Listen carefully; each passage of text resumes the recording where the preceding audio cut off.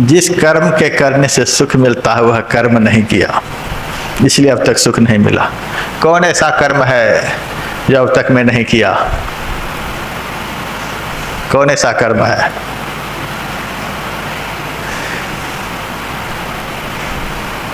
वह एकमात्र कर्म भगवान का भजन है। भगवान के भजन को छोड़कर हम लोगों ने सुख के लिए सारे कर्मों को किया। अलीगढ़ में मेरा प्रवचन चल रहा था, एक माई उठकर खड़ी हो गई, आप क्या कहते हो, भगवान का भजन करने से सुख मिलता है? हम तो इतने भजन किए कि तू भी नहीं किए होगे, और अब तक हमें सुख नहीं मिला। 40 साल से हम भजन कर रही हैं, अब तक सुख नहीं मिला। आप कहते हो सारे कर्म किए, भजन नहीं किए, इसीलिए सुख नहीं मिला। हम 40 साल से भजन कर रही हैं। मुझे तो बड़ा ताज्जुब हुआ, यह माई कहाँ से आ गई? मेरा प्रवचन है वो कौन सुनेगा? माई कहती है 40 साल से मैं भजन कर रही हूँ और मुझे सुख नहीं मिला। भगवान का भजन करने से सुख नहीं मिला, यह कहने वाली एक माई। मैंने उस माई को कहा, माई यह बताओ तुम किस तरह से भजन कर रही हो? तब वह माई कहती है, किस तरह से भजन कर रही हो? 4 बजे सुबह उठती हूँ,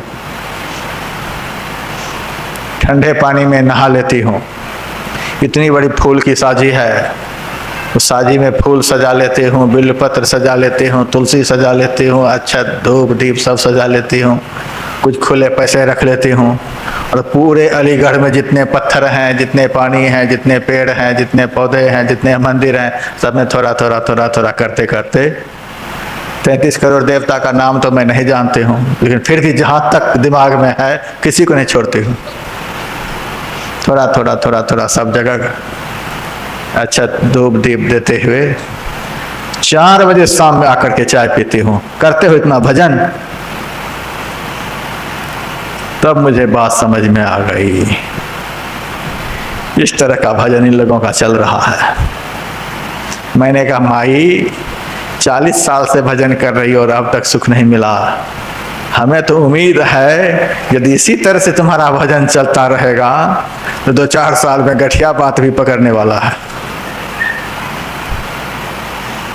महाराज फिर आप कहते हैं बड़ा सुख मिलता है, बड़ा सुख मिलता है, भजन करने से सुख मिलता है, आनंद मिलता है। मैंने कहा माई भजन हाथ करता है, अब तक तो तू हाथ से भजन कर रही हो, भजन पैर से होता है, अब तक तू पैर से भजन कर रही हो, पूरे अलीगढ़ घूम रही हो। भजन आँख से होता है, भजन कान से होता है, भजन मुंह से होता है, भजन जीभ से होता है। तो महाराज भजन किससे होता है? मैंने कहा भजन मन से होता है। तुम तो हाथ से भजन कर रहे हो, राधे राधे गोविंद गोविंद राधे। मन कहाँ है पता नहीं। एक सज्जन ने तुलसीदास जी महाराज से शिकायत कर दी, आप कहते हो संत का संग करने से, सत्संग करने से आनंद मिलता है, सुख मिलता है, संत संग का अच्छा रंग मन पर चढ़ता है। हम तो नित्य प्रति दर्शन साधु के और साधुन के संग, तुलसी का ही वियोग तै ना लागा हरि रंग।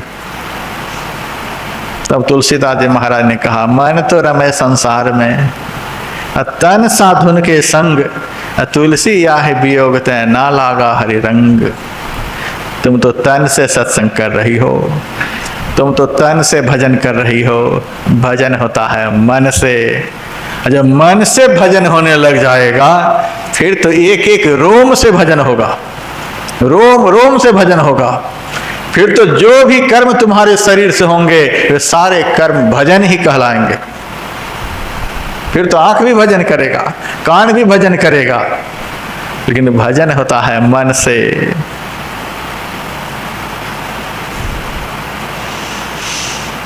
आप लोग यहाँ पर जितने बैठे हुए हैं अधिक से अधिक व्यापार करने वाले लोग हैं।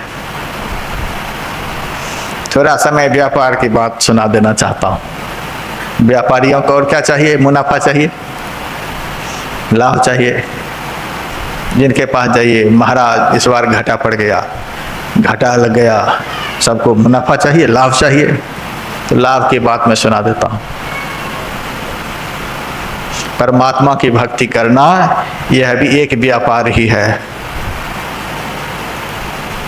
और यह ऐसा व्यापार है कि कभी घाटा नहीं लग सकता। पूजा कोटि समं स्तोत्रम,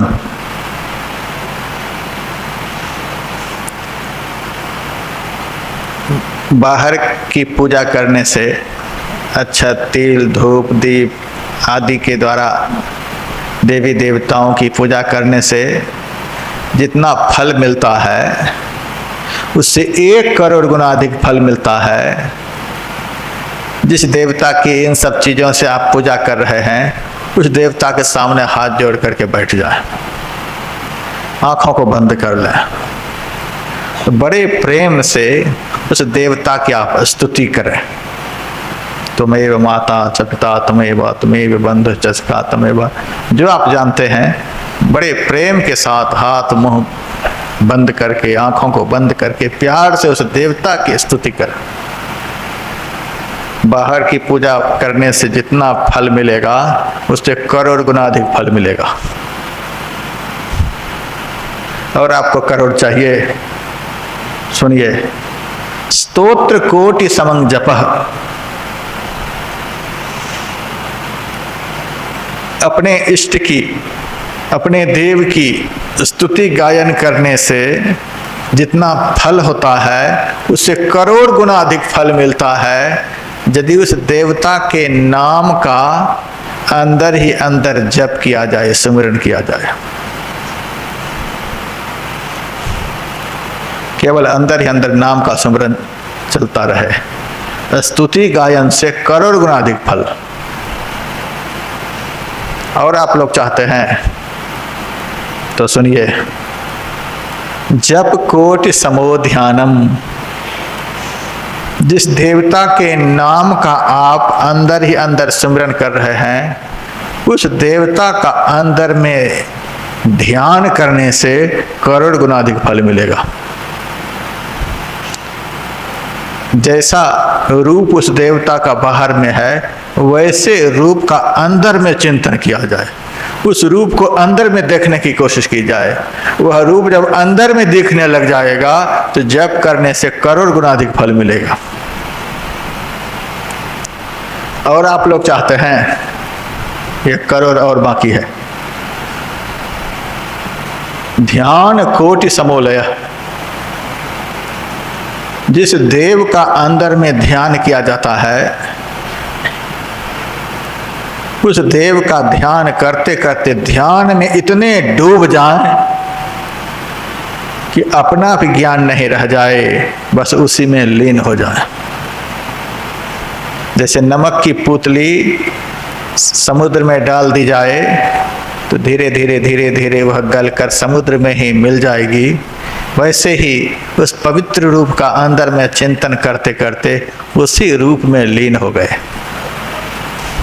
करोड़ गुना अधिक फल, ये करोड़ करोड़ गुना अधिक जो फल मिलता गया, कैसे? जैसे जैसे बाहर से भीतर की तरफ गए, वैसे वैसे करोड़ करोड़ गुना अधिक फल मिलता गया। भजन तो हम लोग करते हैं, लेकिन बाहर बाहर का भजन करते हैं, भीतर जाने वाला भजन करते ही नहीं। भीतर चलो, बाहर के पूजा पाठ भी करो, लेकिन वहीं पूजा को समाप्त मत कर दो। इष्ट का गुणगान भी करो, फिर इष्ट के नाम का जाप भी करो, इष्ट के रूप का ध्यान भी अंदर में करो। ध्यान करते करते उस रूप में लीन हो जाओ।